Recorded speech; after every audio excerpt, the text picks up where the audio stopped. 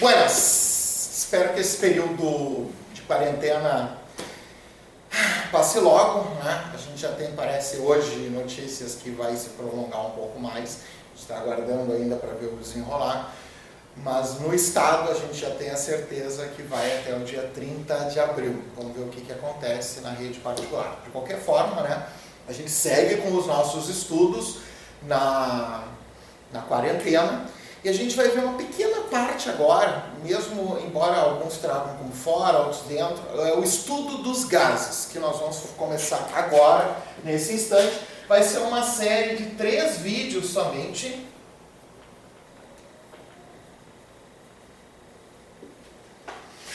com a ideia de dar uma elucidada no 22,4 litros que a gente tinha trabalhado com o volume molar da substância. Primeiro vamos entender um pouquinho os gases, qual é a importância dos gases. Não pense em maldade nesse momento ou coisas que não tem nada a ver. Tá? Qual é a importância dos gases? Vamos pensar em termos históricos. O homem, desde a época da pedra lascada, da época das cavernas, digamos assim, o Homo sapiens sapiens, ele já manipulava a matéria sólida. Matéria sólida. Como eu falei, a pedra lascada, né, para fazer ferramentas. Depois começou a manipular a madeira, mais ou menos em conjunto. Começou a manipular o barro, a argila para criar peças, tijolos. Com o fogo ele melhorou a fabricação do tijolo, melhorou a velocidade da fabricação, fabricou cerâmicas. Mas tudo isso, matéria no estado sólido. Com o próprio advento da cerâmica, vasos e outros materiais nesse sentido, começou a aprender a manipular a matéria no estado líquido.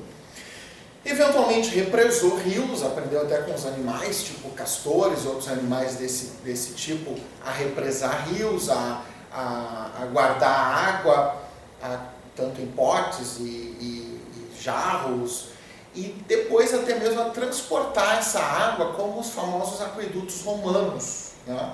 Utilizando a matéria sólida para manipular a matéria líquida.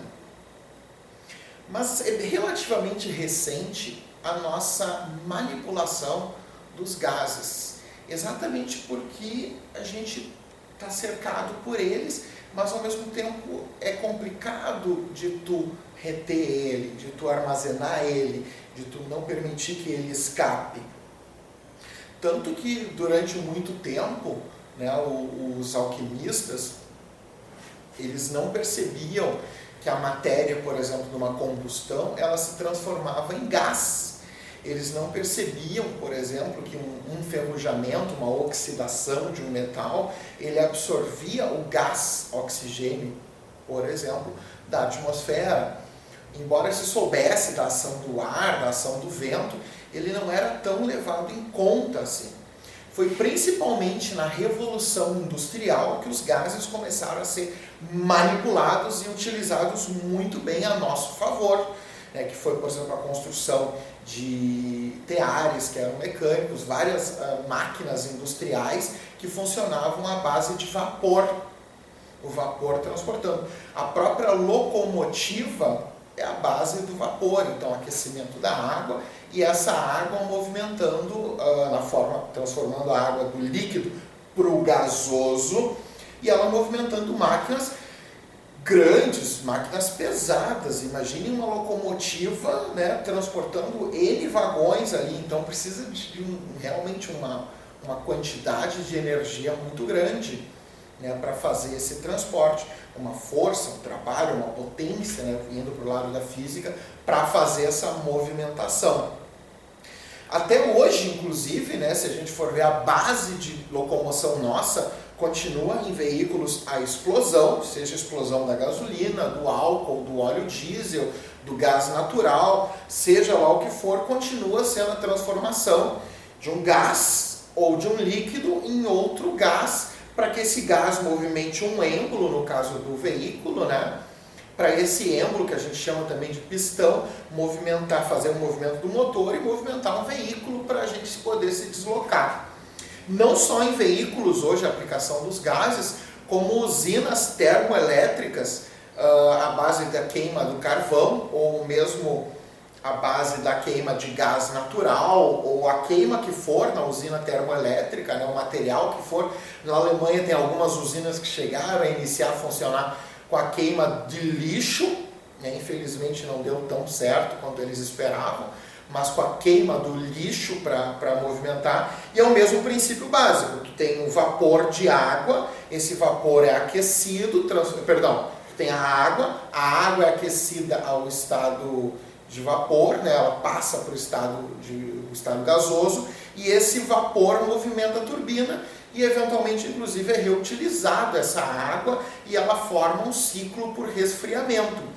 As usinas termonucleares também é o mesmo princípio. A única diferença é que no lugar de um combustível, tipo carvão, tipo, como eu citei, gás natural, lixo, nós vamos ter um combustível nuclear que vai fazer o aquecimento da água líquida, transformar ela em vapor para movimentar a turbina que vai gerar eletricidade. Então, só essas duas aplicações, que é o transporte para nós e a geração de eletricidade, né, já justificariam muito a gente buscar conhecer esses gases que estão presentes no nosso cotidiano, né? Mais presentes até do que a gente imagina. Aqui no Rio Grande do Sul é um dado antigo, mas vocês podem até, infelizmente me veio agora à cabeça, não cheguei a verificar se atualmente continua, mas provavelmente continua, né? A grande parte da nossa energia elétrica provém de termoelétricas, como Candiota, por exemplo, né? E em períodos de estiagem, ou falta de água, que a gente está inclusive agora nesse momento, o custo da energia elétrica aumenta exatamente porque tem que ser provida à base dessa queima de combustível. E aí aquele deslocamento de água, que são as hidrelétricas, né, se consegue produzir menos, e aí passa a ser gerada essa energia elétrica a partir da queima de carvão ou outros combustíveis, né? Então é muito importante os gases hoje para nós. E dos 3 estados da matéria, foi o último estado que nós aprendemos a manipular. E claro, os 3 estados a gente vai constantemente aprendendo a manipular, mas é o mais complicado, o mais complexo, né? Tanto que, como eu falei reações químicas, as reações químicas, mais de 90% das reações químicas vão ocorrer no meio líquido pela dispersão adequada, mas ainda assim acontecem algumas no meio gasoso, tá, gente? Essa era o básico, assim, a introdução do assunto. Vão haver mais 2 vídeos para a gente discutir fórmulas, tá? Para a gente discutir as variáveis desse gás. Mas por enquanto é só isso, tá? Então seguimos agora no próximo vídeo já.